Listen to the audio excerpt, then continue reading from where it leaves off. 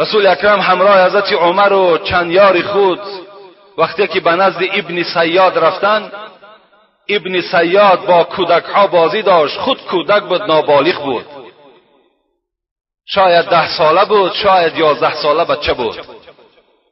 فلم یشعر، وای حس نکرد که در پشت این ابن صیاد این بچه صیاد بود، لکن خود نام این بچه صاف نام داشت. حس نکرد در پشتش پیغمبر خدا ایستاده است. حضرت عبدالله میگوید حتی ضرب رسول الله صلی الله علیه و سلم بیده ظهره.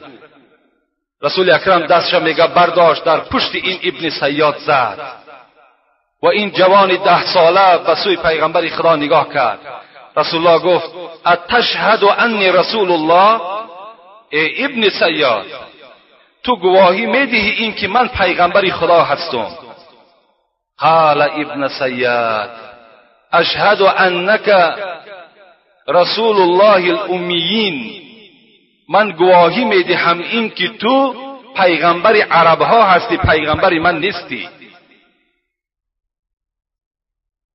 اتشهد انک انی رسول الله؟ ابن صیاد میگه به جانب پیغمبر گشته گفت آیا ای محمد تو گواهی میدهی که من پیغمبر هستم؟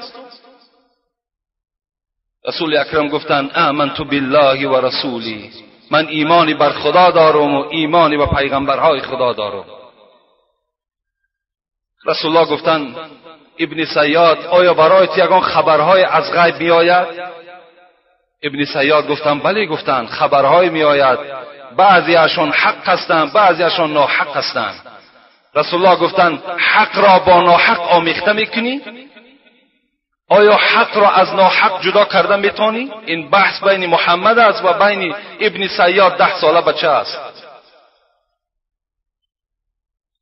و رسول اکرم برای امتحان که از غیب درک دارد یا نه به طرف ابن صیاد گفت الحال من در خاطر خود یک آیت، یک سوره را میگذرانم، خبر ده کدام سوره را من میگذرانم؟ رسول اکرم در خاطر خود گذرانید اعوذ بالله من الشیطان الرجیم فارتقب یوم تأتی السماء بدخان مبین. این آیت را گذرانید که این سوره از دخان بود. این ابن صیاد به جانب پیغمبر نگاه کردند، گفت فکر میکنم که تو از سوره دخ چیزی خواندی.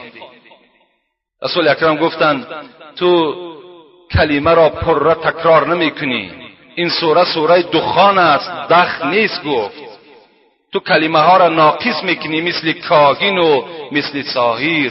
تو از کاهن و ساحر دیده گفت دیگر چیزی نیستی تو. و رسول اکرم به جانب او نگاه میکرد. عمر چی گفتند؟ ایذن لی فیه اضرب عنقه.